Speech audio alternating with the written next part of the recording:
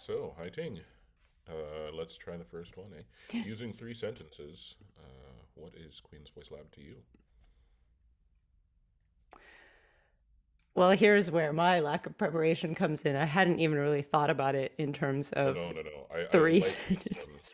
I like this kind of, sort of concise version of it, and it's really I intended it to just be like off the cuff. So this was not a preparation thing at all. No, My first but question is, how many subordinate clauses can I use? exactly Do I get all the subordinate parentheses? clauses. Use it. I feel like it's such a moment for parentheses too, because Queen's Voice Lab at the moment when Kelvin was asked if we could join was such a different proposition than what it turned out to be. And um, I feel like the fact that we joined a thing that was going to be about sharing the community of singing and our feelings about singing in the very specific region of Queens, this kind of diverse but ignored part of New York. And then immediately we could not meet in person. It wasn't safe to sing. Suddenly changed it into, like, magically changed it into this wonderful online support group for this both incredibly diverse and incredibly like-minded small set of people that coincidentally Kelvin had created the perfect support group. It was like we had we were a group of entities. I'm like thinking evolutionarily, like we were a mutation in the idea of um a singing collective that suddenly was perfectly pre-adapted to the conditions of the pandemic, and we flourished as an online support and discussion group. I love that, and I love the comparison to what it was originally supposed to be, and what it ended up being, and that kind of sort of blossoming into what it is now. This kind of hybrid world that we live in. We still very much need this support. So yeah, I like that. It's kind of in the past it was a sort of an artist experience, a sort of way to kind of funnel your art through. Um, then it became this really incredibly necessary online community for us to talk about what we were going through over the pandemic. And I see nothing but the brightest of futures for what it what it means, going forward to be an artist after this incredibly intense time for the entire world. So yeah, I like that a lot. Um, Now using three words, what is Queen's Voice Lab to you? Fortuitous, uh supportive, and unexpected. Yeah, yeah, that's really really great. I guess I don't expect support. Oh, that's really interesting. Tell me about that.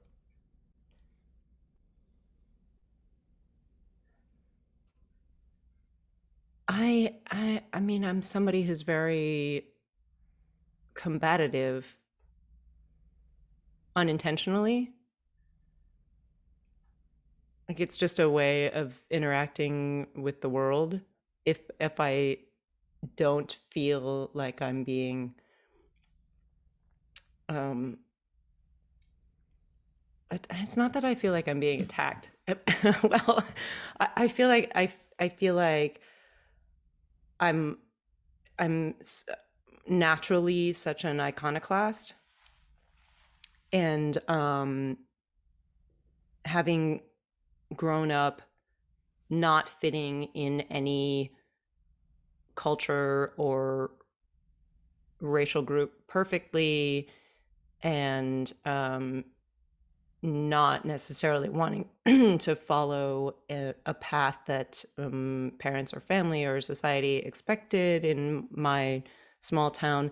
Like everything from the beginning, in order to find my place in the world, I felt like I had to fight to just be what I wanted to be, which wasn't even necessarily defined. Um, so I and that continued true. I like almost deliberately put myself at first in the opera world, and then just the classical singing world, and as a place where I would have to fight for my spot. And I think that's sort of in my nature. And I approach things in this like, well, no one's going to have my back, so I'm going to have to just fight for it. And of course that's not true. But deliberately finding and discussing these things with a group of people who have been through many, if not most, of the things that I have was so beautiful and unexpected. It's really amazing to know that the evolution, kind of as you were saying, even of the group itself, this evolution of what was necessary for you to survive, growing up, certainly, but definitely in the arts world, the evolution of this shield and this strength and this, kind of ability to make sure that no one could really take you down before you blossomed into the person that you are. Um, that evolution is such a powerful thing, I think, for everyone. But it really did begin kind of in self defense. Kind of in this way. When you were starting in music, what were some of, was there kind of like a specific example or something that you had of needing this sort of self defense, kind of mechanism, or I mean, we all kind of we live in it every day and every moment. So maybe there's nothing so specific, but do you have a kind of a moment, where you realize you had to say, huh, I'm really, really glad that I have this shield right now because this was an attack, for example, Oh, that's um, it's interesting because musically, um, in my early life, it wasn't so much musical as cultural, um, because I am mixed race. When my mother is Jewish, and I was raised in a Reformed Jewish temple in this tiny town. My father is Chinese American, and he we were, and what am I trying to say? Um, there was not any real Chinese American community in the town that I was in, partially because all of the Chinese had been literally put on a boat and driven out of the town in the late 19th century. And there was a literal law on the books excluding them from the entire county in Northern California. For many years, I think it wasn't struck off the books until the second half of the 20th century. Hooray, America. Um, so there was no Chinese American community there, and I was one of several half Asian children in this little reform temple. I kind of felt American Jewish, but no one ever asks me if I'm Jewish ever on the street, or says Happy Hanukkah to me. But I mean, and then of course I'm a total atheist. So I didn't really like find a religious home in the temple, just a cultural one. And then in the town, I don't know. All of this is just to say that from a very young age, I was sort of like not belonging in any place in this weird racial chopping up that is done. I very rapidly also it became clear that I and and my brother likewise were not accepted in the Chinese American community in San Francisco, where we spent a lot of time. Like people would ask us there, "Are you even Chinese?" The same way that we would be asked, "Where are you from?" when we were anywhere else. So like no one just drew us in and said, "Oh, you're obviously one of us."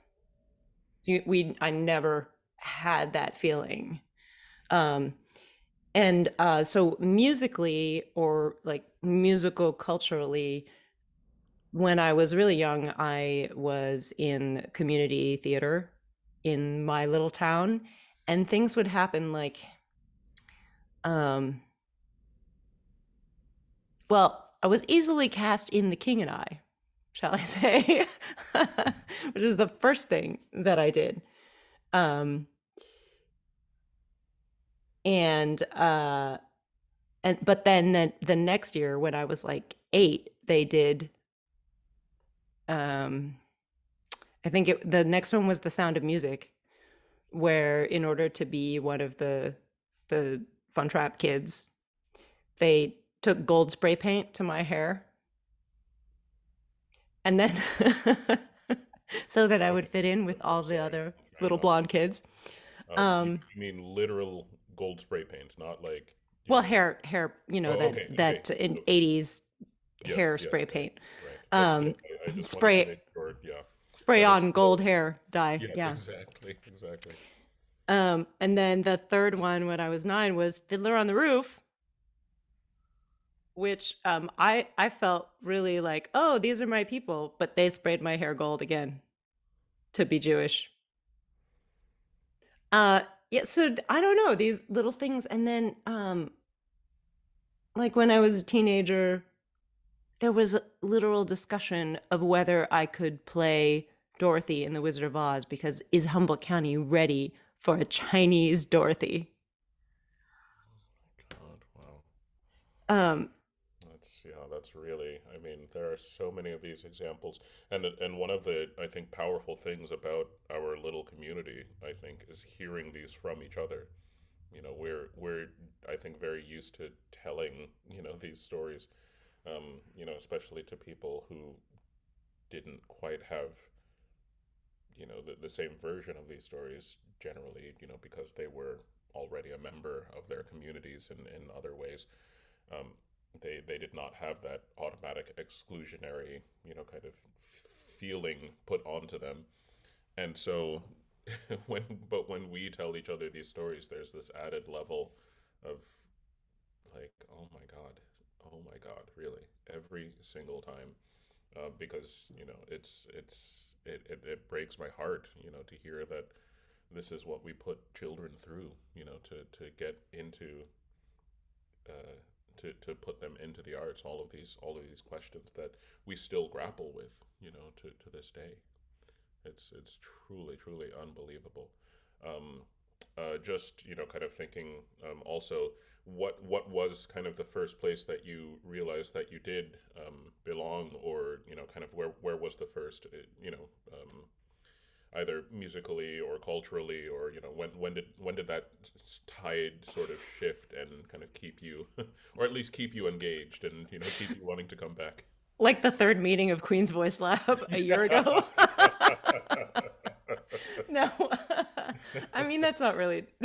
No, no, that- I totally hear it.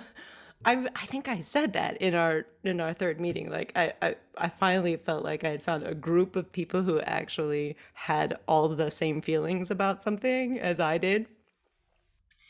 But obviously, I found places to belong before that, and to be totally fair to the little community that I grew up in, one of my earliest musical experience, or maybe my earliest musical experience, was a children's chorus that I was put into the lowest level at age 4, and was like learned to read notes by putting little felt dots on felt stabs.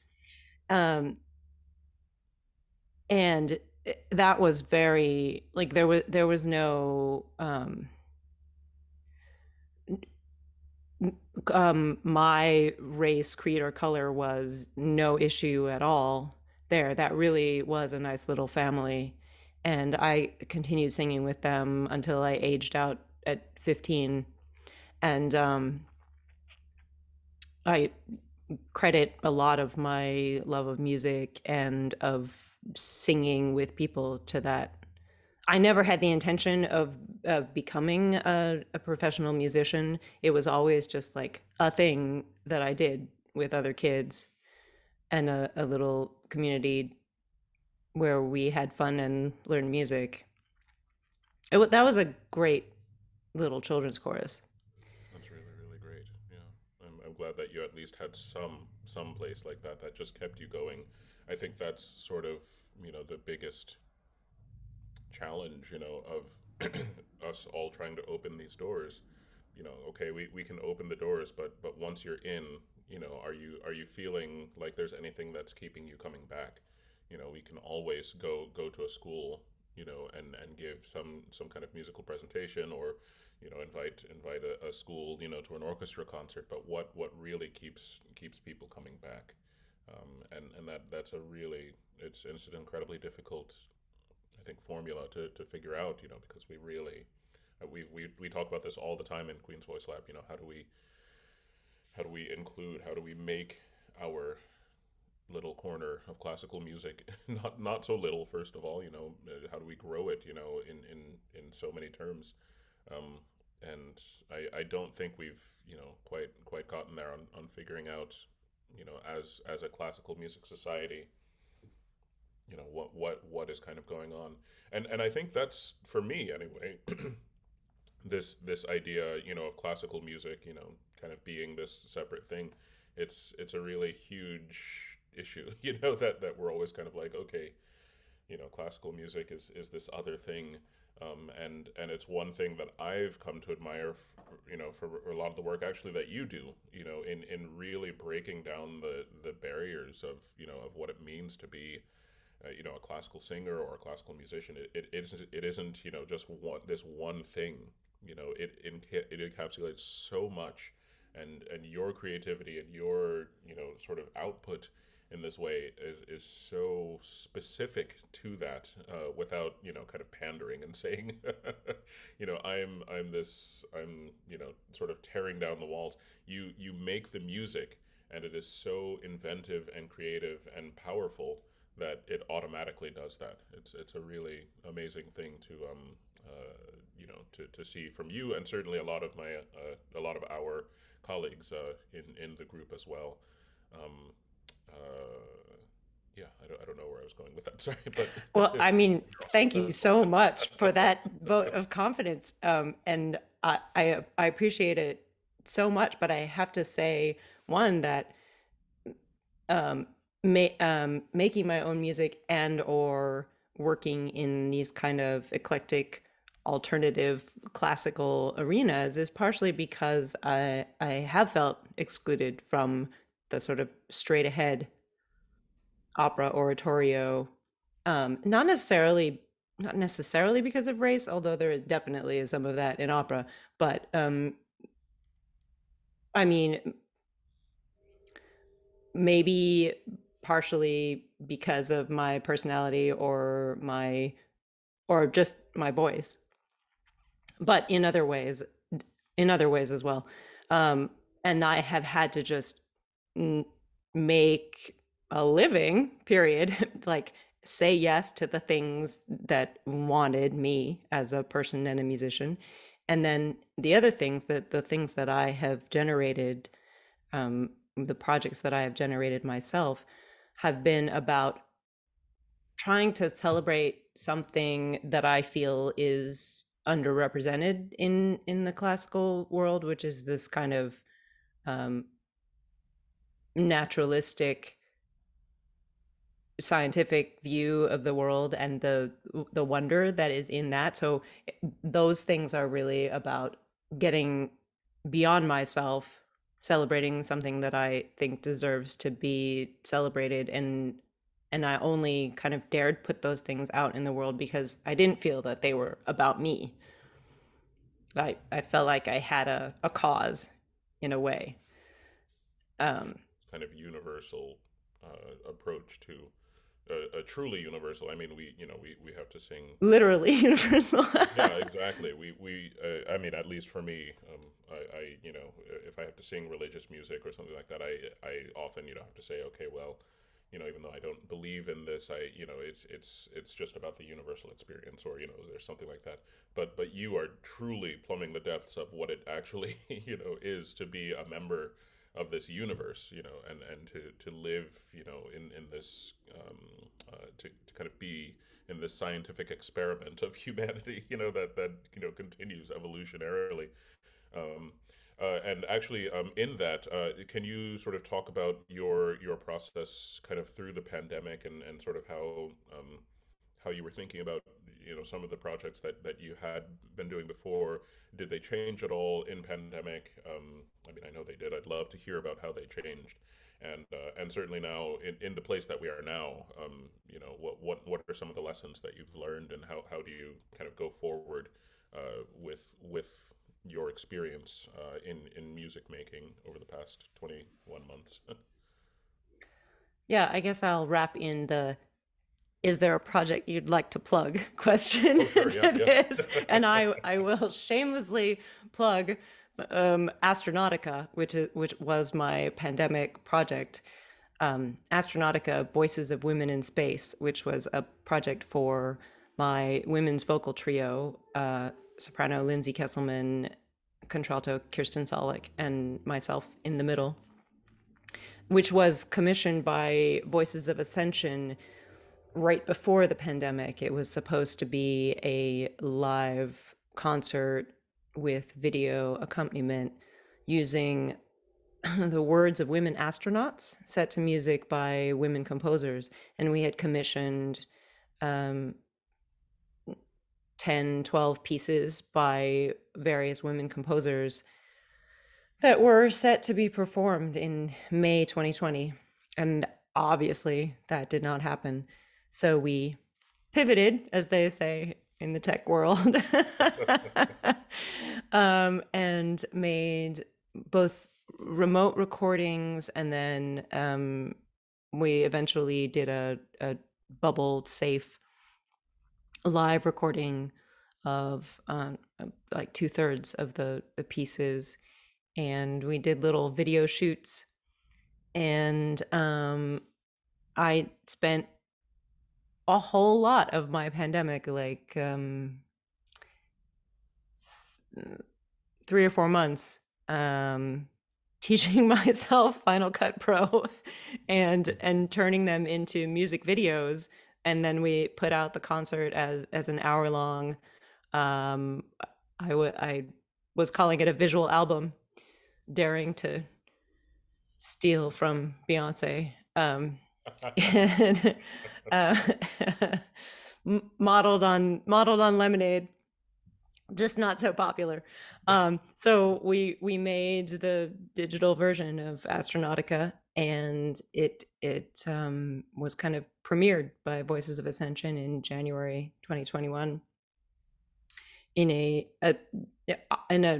they called it a live stream, but it wasn't live in any way. They just sold tickets to a limited period of viewing, and it's now going to become available in various ways, not quite determined yet, but we have a manager agent for the show, and we're trying to get it booked as a live performance, and or licensed as a visual album to be projected in, I don't know, maybe in science museums, universities. We don't know exactly what yet, but people can go to astronautica.org, which redirects to a little page with information about it. And it was totally fascinating. I'm really not a social media or online presence at all. I really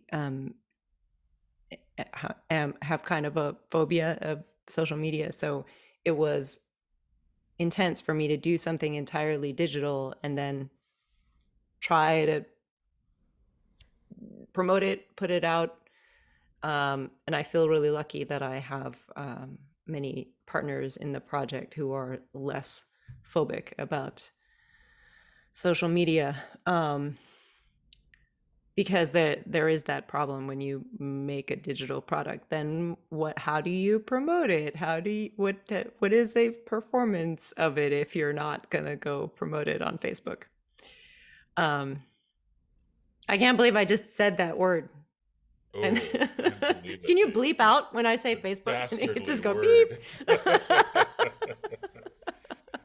No, that's super cool. I remember hearing about it, but I've never actually seen it, so I'm looking forward to checking out astronautica.org and Oh, I will. I'll send you. At the moment, it's password protected because we're trying to oh yeah, yeah. license it. But I will. I'll send you the password because I would be honored if you would watch it. Yeah, yeah, that would be super cool. Thank you.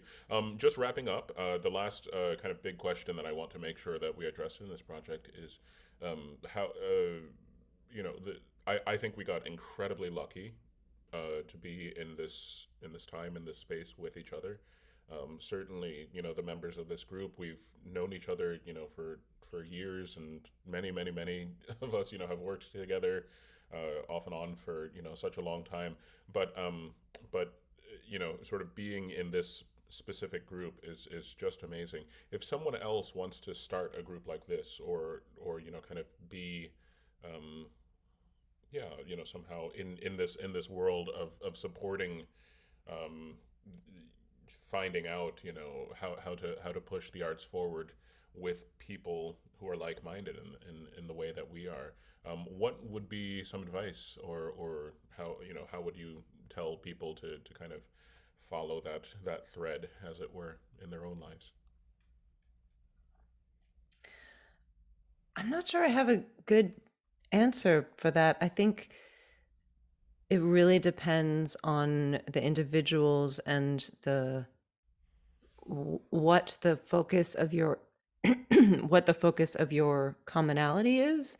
I think because QVL was so, as I said, fortuitous, I'm not sure that, like, I would never think that I could plan something like this. The magic of it was sort of that it was unplanned. But at the same time, like, in this day and age, it's so very easy to set up Zoom calls. I I would say that if I were doing this, the advice I would give to myself is choose carefully the number of people that it is, because it has to be enough that it feels like a group and not just like three buddies having drinks, which is a very different thing. And I'm not knocking that. That is incredibly valuable. Um, uh, so consider carefully the number of people, not too few, not too many, and then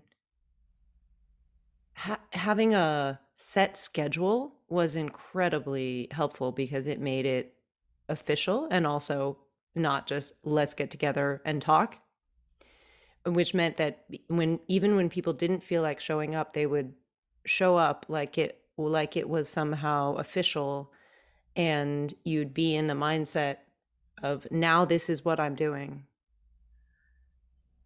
which is which is also in the delightful room rules that evolved. Oh, which I is the first rule not to talk about the room rules or something. But no, it was just a We're set of talking about them. it was a set of directives that focused us together and gave us um, an intentional um, an intentional common way of being. That's so vague, No, no, no. but It's not at all. It's very specific, actually, because we have, even though, sort of the idea of being, in a space, has a lot of different directions that you can go. Us all sort of lining up, I think, makes it incredibly specific, actually. And I'll talk to Kelvin. I'm sure it's okay.